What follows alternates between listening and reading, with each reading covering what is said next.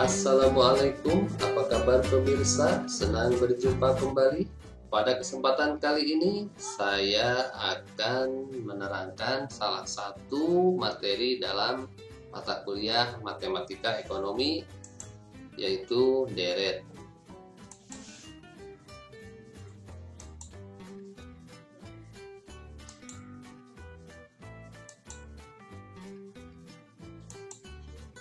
Deret ialah rangkaian bilangan yang tersusun secara teratur dan memenuhi kaidah-kaidah tertentu. Contoh, misalnya kalau kita menemukan bilangan 3, kemudian setelah itu 6, 9, 12, kemudian 15, dan seterusnya, kita bisa melihat bilangan ini atau rangkaian bilangan ini tersusun secara teratur. Kemudian ada kaidah. Kalau kita lihat ini 3 ke 6, 6 ke 9, 9 ke 12, di mana ada keteraturan, yaitu adanya penambahan angka 3 dari satu angka ke angka yang lainnya, sehingga kita bisa tebak setelah 12, 15, selanjutnya adalah 18, 21, dan seterusnya. Atau kalau kita lihat dari contoh yang kedua, 2 ke 4, 4 ke 8, kemudian ke 16, 16 ke 32. Nah, kita bisa lihat di sini ada keteraturan, yaitu dari perubahan dari satu angka ke angka yang lain dikali dengan 2. Bilangan-bilangan yang merupakan unsur dan pembentuk sebuah deret dinamakan suku. Jadi 3 ini adalah suku, 6 suku, 9 suku, dan seterusnya. Adapun suku pertama biasa dinotasikan dengan A. Jadi untuk contoh yang pertama, suku pertamanya atau A-nya adalah 3. Untuk contoh yang kedua, deret yang kedua, suku pertamanya atau A-nya adalah 2. Keteraturan rangkaian bilangan yang membentuk sebuah deret dapat kita lihat pada pola perubahan bilangan-bilangan dari satu suku ke suku berikutnya. Sebagaimana telah saya jelaskan tadi, contoh yang pertama ada keteraturan, yaitu penambahan angka 3 dari satu suku ke suku yang lain. Adapun dilihat dari jumlah suku yang membentuknya, deret digolongkan atas deret terhingga dan deret tak terhingga. Deret terhingga adalah deret yang jumlah suku-sukunya tertentu. Kalau kita lihat di contoh ini, mana yang termasuk deret terhingga? Ya, betul. Jawabannya adalah contoh deret yang kedua. Nah, di sini jumlah sukunya hanya 6 ya. Dari 2 hanya sampai 64. Adapun deret tak terhingga adalah deret yang jumlah suku-sukunya tidak terbatas. Contohnya adalah deret pada contoh yang pertama ini. Dari 3 ke 6 ke 9 ke 12 ke 15, di sini ada dan seterusnya. Berarti masih bisa 18, 21, 24, dan seterusnya. Tak terhingga. Adapun bila dilihat dari segi pola perubahan bilangan pada suku-sukunya, deret bisa dibedakan menjadi deret hitung, deret ukur, dan deret harmoni. Deret hitung. Deret hitung ialah deret yang perubahan suku-sukunya berdasarkan penjumlahan terhadap sebuah bilangan tertentu. Bilangan yang membedakan suku-suku dari deret hitung dinamakan pembeda, yang tak lain merupakan selisih nilai antara dua suku yang berurutan. Contoh, misalkan ada sebuah deret 7, 12, 17, 22, 27, 32. Nah, kita lihat perubahan suku-sukunya dari 7 ke 12. kemudian dari 12 ke 17, 17 ke 22. Di sini ada keteraturan, yaitu ada penambahan angka 5. Nah, pembeda dalam suku-sukunya adalah 5.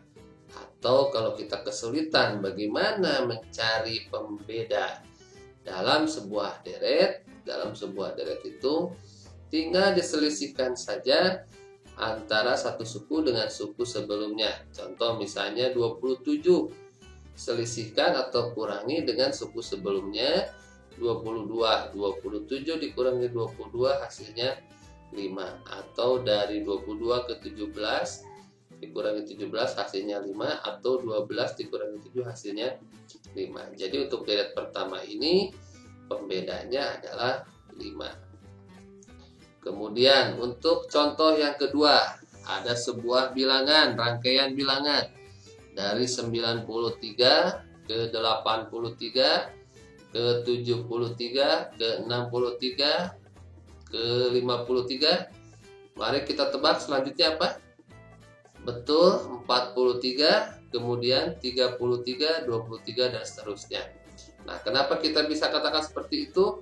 Karena ada keteraturan, yaitu dari satu bilangan ke bilangan yang lain dikurangi dengan 10. Nah, jadi untuk kita bisa mengetahui pembedanya, kita bisa menganalisis seperti tadi, atau kita selisihkan saja satu suku dengan suku sebelumnya. Contoh 63 kita kurangi dengan 73, hasilnya adalah negatif 10. Maka pembeda dalam deret yang kedua ini adalah negatif 10 atau minus 10. Dikarenakan perubahan bilangan atau suku pada sebuah deret berpola atau memenuhi kaidah tertentu, maka bilangan atau suku berikutnya, bahkan sampai suku yang terjauh sekalipun, dapat kita tebak, dapat kita ketahui dengan tepat, yaitu dengan cara menghitungnya menggunakan rumus yang dibangun dari pola perubahan suku-suku tersebut. Nah, besarnya nilai suku tertentu atau suku ke n dari sebuah deret itu dapat kita hitung melalui rumus Sn sama dengan A plus N-1 dikali B, di mana Sn adalah suku ke n dari deret itu, A adalah suku pertama, B adalah pembeda dari deret hitung tersebut, kemudian N adalah indeks suku. Kalau suku ke-7 berarti N-nya 7. Nah, bagaimana kok bisa rumusnya itu adalah Sn sama dengan A plus N-1 kurangi B. Mari kita sama-sama telaah. Misalkan sebuah deret hitung, sebagaimana contoh yang tadi, 7, kemudian 12, ke 17, 22, 27, ke 32, selanjutnya ke 37, dan seterusnya. Nah, dari deret hitung tersebut kita ketahui bahwa suku pertamanya atau A-nya adalah 7 dan pembedanya adalah 5. Nah, maka kita tuliskan suku pertama dalam deret ini adalah 7, di mana 7 ini adalah A. Nah, kita kan tahu bahwa perubahan dari satu suku ke suku berikutnya adalah suku tersebut ditambah dengan pembedanya. Nah, pada suku pertama itu A, karena pembedanya itu masih 0, karena belum ada perubahan. Jadi A plus 0B. Nah, atau dengan kata lain 0 di sini adalah 1 kurangi 1. Kenapa 1 kurangi 1? Kita akan sesuaikan dengan sukunya. Di sini sukunya suku ke-1. Nah, bagaimana agar angka 1 ini bisa menjadi 0? maka 1 diselisihkan dengan 1 menjadi 0. Selanjutnya kita lihat suku kedua. Suku kedua dari deret tersebut adalah 12. 12 itu dari mana sih? Dari 7 ditambah dengan 5. 7 itu A-nya tadi ya, suku pertamanya. Dan 5 ini adalah pembedanya atau B-nya. Jadi suku kedua adalah A plus B. Nah, ada berapa B di sini? Ada 1. Jadi A plus 1B. Bagaimana boleh kita kaitkan dengan perubahan sukunya atau N-nya atau indeksnya? Suku kedua di sini berarti 2 indeksnya.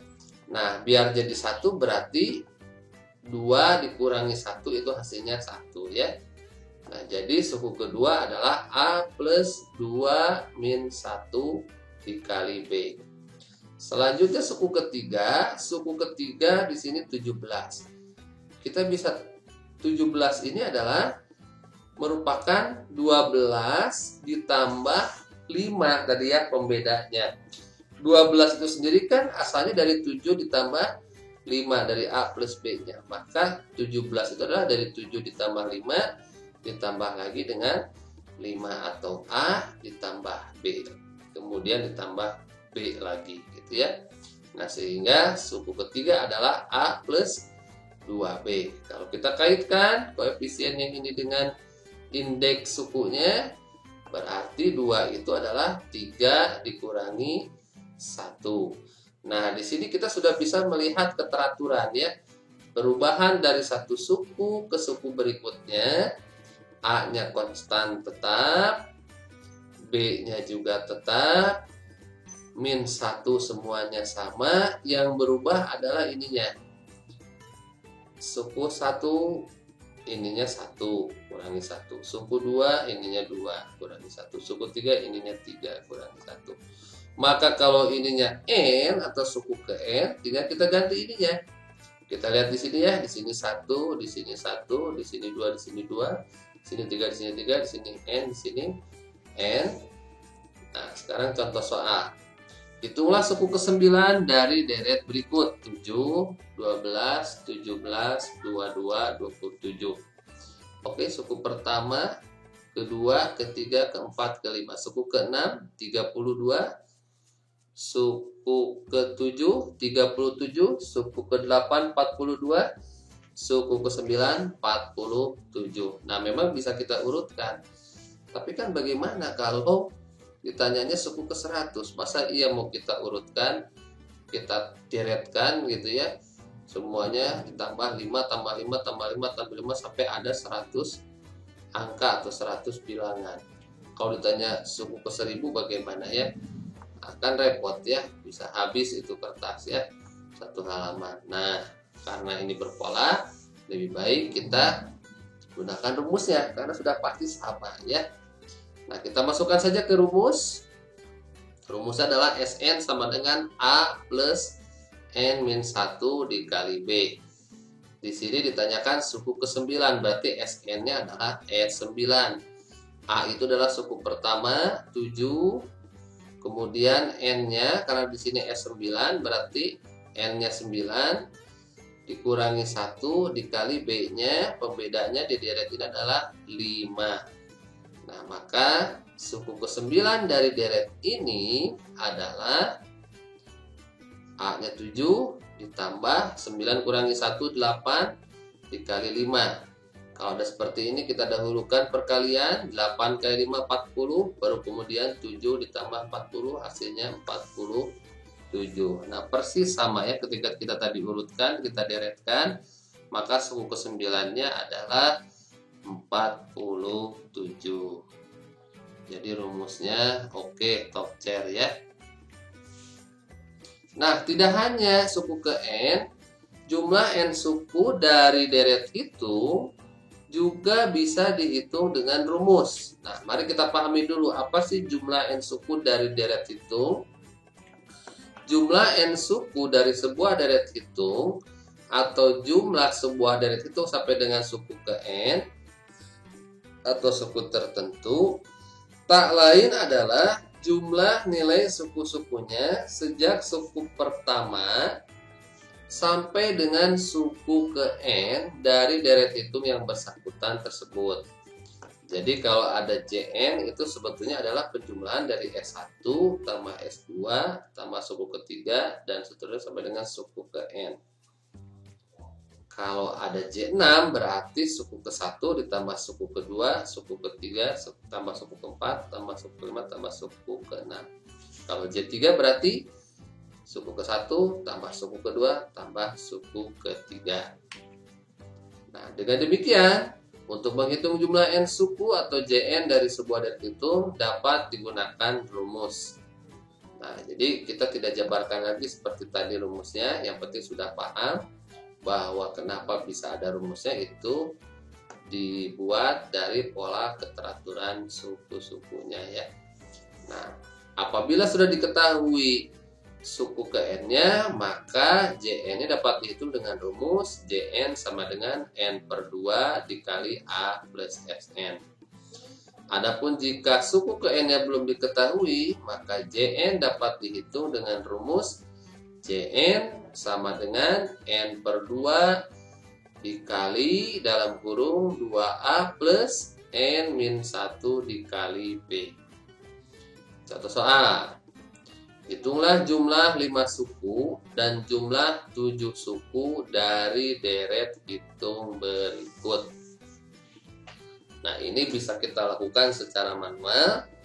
Jumlah 5 suku berarti J5. Nah, kita jumlahkan saja suku pertama dengan suku kedua, kemudian tambah suku ketiga, tambah suku keempat, ditambah suku kelima. 7 ditambah 12, ditambah 17 ditambah 22 ditambah 27. Nah, atau kita gunakan rumus. Nah, kalau kita gunakan rumus berarti JN, kalau di sini sudah diketahui suku kelimanya, kita gunakan rumus yang ini yang lebih simpel. JN sama dengan N per 2 dikali A plus SN. Nah, ditanyakan J5. J5 berarti indeksnya 5 ya, N-nya 5 per 2 dikali dengan A-nya 7 ditambah SN-nya, berarti suku kelimanya ya, karena J5 27. Nah, sehingga hasilnya adalah 7 tambah 27 34, 34 dibagi 2 17, 17 dikali dengan 5 hasilnya adalah 85. Sama ya hasilnya dengan tadi kalau kita menghitung secara manual. Nah, bagaimana dengan jumlah 7 suku dari deret hitung tersebut atau J7? Nah, karena kita belum tahu suku ketujuhnya, boleh saja kita buat dulu suku ketujuhnya apakah dengan rumus SN tadi atau kita secara manual dideretkan. Nah, tapi kan bagaimana kalau misalnya jumlah 1000 suku, nah itu berarti nggak mungkin ya kita deretkan dulu. Nah, kalau tadi 7 sih dekat ya. Oke, nah maka kalau kita belum ketahui suku ke N-nya, sebaiknya gunakan rumus yang kedua. Jadi JN adalah N per 2 dikali 2A plus N min 1 kali B. Nah, ditanyakan J7 tadi, maka 7 per 2 dikali 2 kali 7, 14 ditambah dengan 7 kurangi 1, 6 kali 5, 30, 30 tambah 14, 44, 44 dibagi 2, hasilnya 22, 22 dikali 7, hasilnya 154. Di bidang ekonomi, deret hitung dapat digunakan untuk memprediksikan pertumbuhan ekonomi. Kita sering dengar pemerintah itu punya target tahun depan pertumbuhan ekonomi sekian misalnya ya. Nah, itu bisa dihitung dengan menggunakan, bisa diestimasi dengan menggunakan deret hitung. Kalau seandainya pertumbuhan ekonomi pada periode-periode sebelumnya berpola atau teratur perubahannya seperti atau sebagaimana deret hitung. Nah, adapun dalam bisnis, nah, deret hitung sering digunakan dalam mengestimasi perkembangan atau pertumbuhan usaha.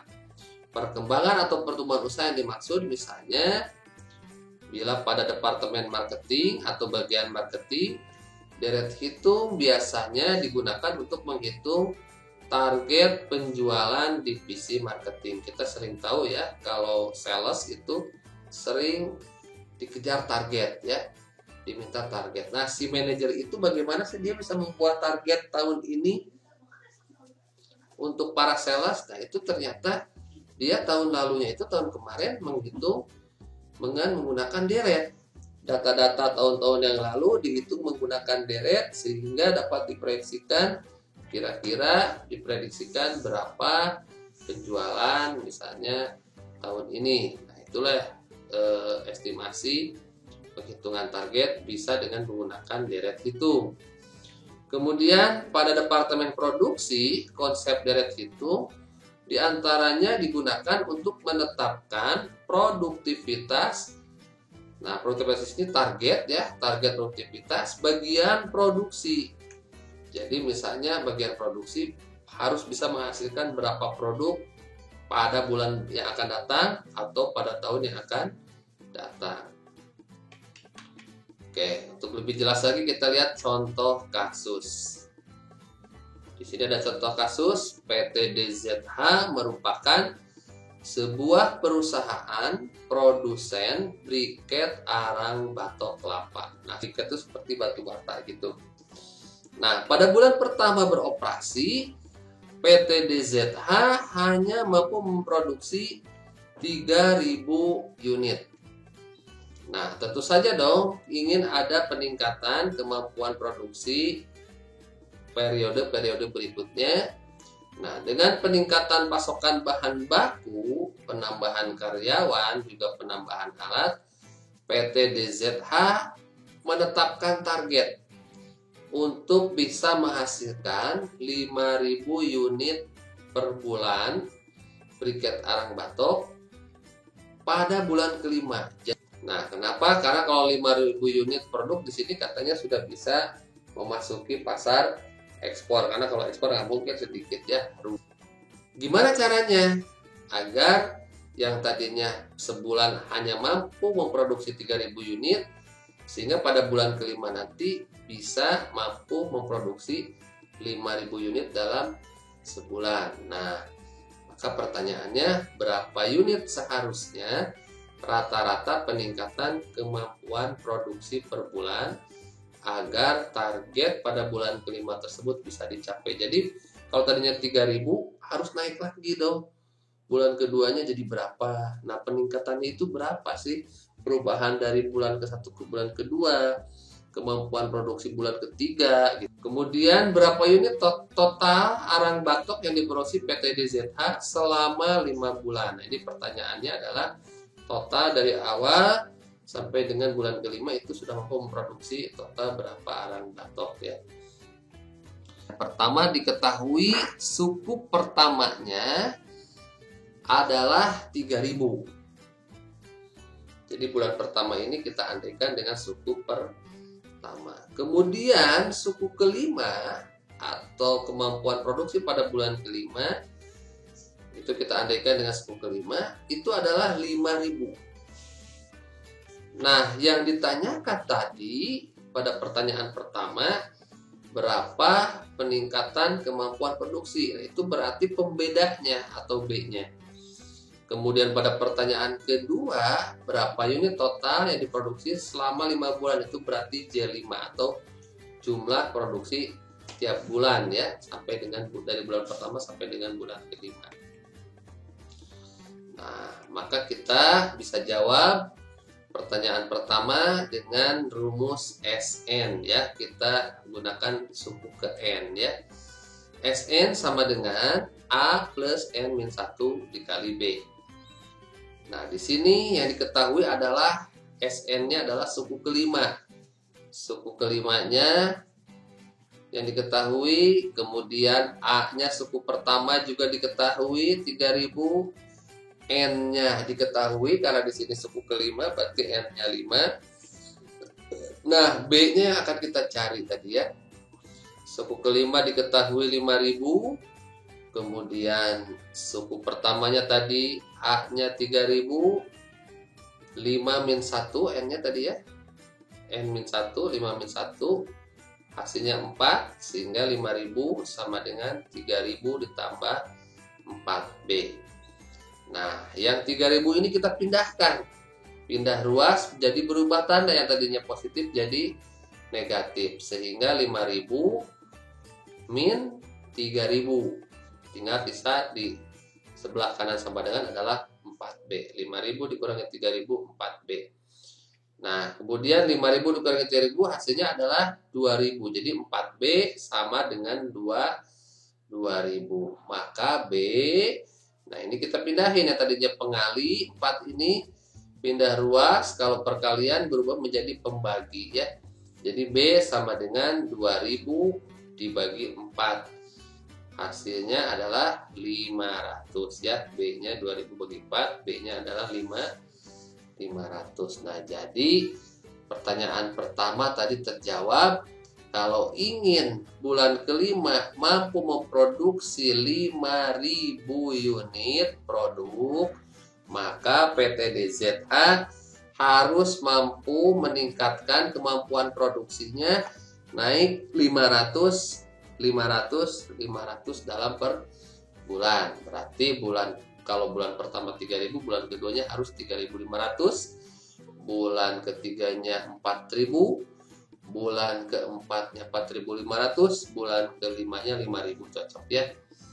Oke, nah sekarang berapa total produksi dari pertama sampai dengan bulan kelima? Berarti kita yang ditanyakan adalah JN-nya ya.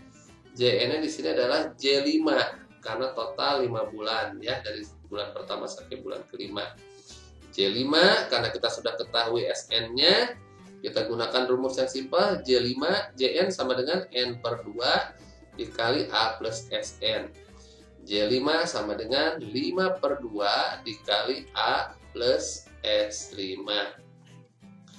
J5 sama dengan N-nya tadi 5 per 2, A-nya 3.000, S5-nya tadi diketahui 5.000. Sehingga 3.000 ditambah 5.000, 8.000. 8.000 dibagi 2, 4.000. 4.000 dikali 5, 20.000. Jadi J5-nya adalah 20.000. Jadi selama perusahaan itu berdiri 5 bulan, mulai dari bulan pertama sampai dengan bulan kelima beroperasi, itu totalnya adalah bisa menghasilkan total 20.000 unit briket arang batok. Sekian, mudah-mudahan bermanfaat. Sampai ketemu lagi pada video berikutnya. Wassalamualaikum warahmatullahi wabarakatuh.